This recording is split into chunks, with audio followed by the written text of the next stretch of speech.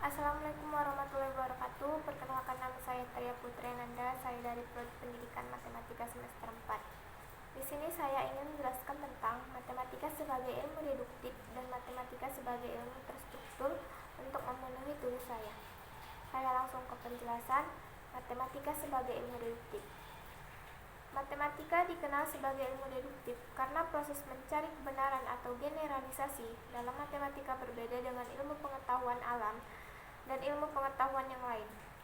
Metode pencarian kebenaran yang dipakai adalah metode deduktif, tidak dapat dengan cara induktif. Dalam matematika, suatu generalisasi dari sifat, teori, atau dalil itu dapat diterima kebenarannya sesudah dibuktikan secara deduktif. Contoh, bilangan ganjil ditambah bilangan ganjil adalah bilangan genap. Misalkan, kita ambil beberapa buah bilangan ganjil, baik ganjil positif maupun ganjil negatif, yaitu 1, 3, negatif 5, 7. Untuk setiap dua bilangan ganjil, jika dijumlahkan hasilnya selalu genap, dalam matematika ini belum dianggap sebagai suatu generalisasi. Walaupun anak-anak membuat contoh-contoh dengan bilangan yang lebih banyak lagi, pembuktian dengan cara induktif harus dibuktikan lagi dengan cara deduktif. Kita masuk ke pembuktian secara deduktif. Misalkan A dan B adalah sembarangan bilangan bulat, maka 2A bilangan genap dan 2B bilangan genap. Maka 2A ditambah 1 bilangan ganjil dan 2B tambah 1 bilangan ganjil. Jika dijumlahkan, 2A ditambah 1 ditambah 2B tambah 1 sama dengan 2A ditambah 2B ditambah 2 sama dengan 2 dikali A tambah B tambah 1. Karena A dan B bilangan bulat, maka A ditambah B tambah 1 juga bilangan bulat, sehingga 2 dikali A tambah B tambah 1 adalah bilangan genap. Jadi bilangan ganjil ditambah bilangan ganjil sama dengan bilangan genap. Selanjutnya, matematika sebagai ilmu struktur. Matematika merupakan ilmu terstruktur yang terorganisasikan. Hal ini karena matematika dimulai dari unsur yang tidak didefinisikan, kemudian unsur yang didefinisikan ke aksioma atau postulat, dan akhirnya teorema. Konsep-konsep matematika tersusun secara hierarkis, terstruktur, logis, dan sistematis, mulai dari konsep yang paling sederhana sampai pada konsep yang paling kompleks.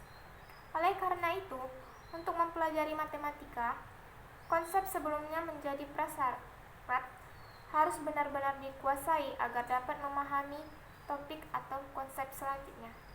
Contoh, seorang mahasiswa yang akan mempelajari sebuah volume kerucut haruslah mempelajari mulai dari lingkaran, luas lingkaran, bangun ruang, dan akhirnya volume kerucut.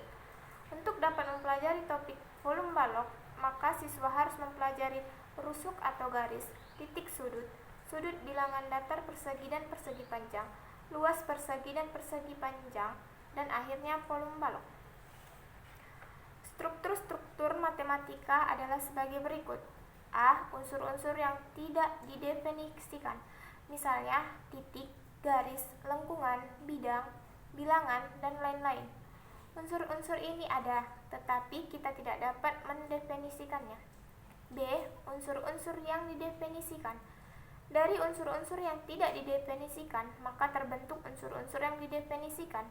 Misal, sudut, persegi panjang, segitiga, balok, lengkungan tertutup sederhana, bilangan ganjil, pecahan, desimal, FPB dan KPK, dan lain-lain. C. Aksioma dan postulat. Dari unsur-unsur yang tidak didefinisikan dan unsur-unsur yang didefinisikan dapat dibuat asumsi-asumsi yang dikenal dengan aksioma atau postulat. Misalkan, melalui dua titik sembarang hanya dibuat sebuah garis. Semua sudut siku-siku dengan lainnya sama besar. Melalui sebuah titik hanya dapat dibuat sebuah garis tegak lurus ke sebuah garis yang lain. Sebuah segitiga tumpul hanya mempunyai sebuah sudut yang lebih besar dari 90 derajat. Aksioma tidak perlu dibuktikan kebenarannya, tetapi dapat diterima kebenarannya berdasarkan pemikiran yang logis. D. Dalil atau teorema. Dari unsur-unsur yang tidak didefinisikan aksioma, maka disusun teorema-teorema atau dalil-dalil yang kebenarannya harus dibuktikan dengan cara deduktif. Misalkan, jumlah dua bilangan ganjil adalah genap, jumlah ketiga sudut pada sebuah segitiga sama dengan 180 derajat, jumlah kuadrat sisi siku-siku pada sebuah segitiga siku-siku sama dengan kuadrat sisi miringnya. Sekian penjelasan dari saya. Apabila ada salah kata, saya mohon maaf. Assalamualaikum warahmatullahi wabarakatuh.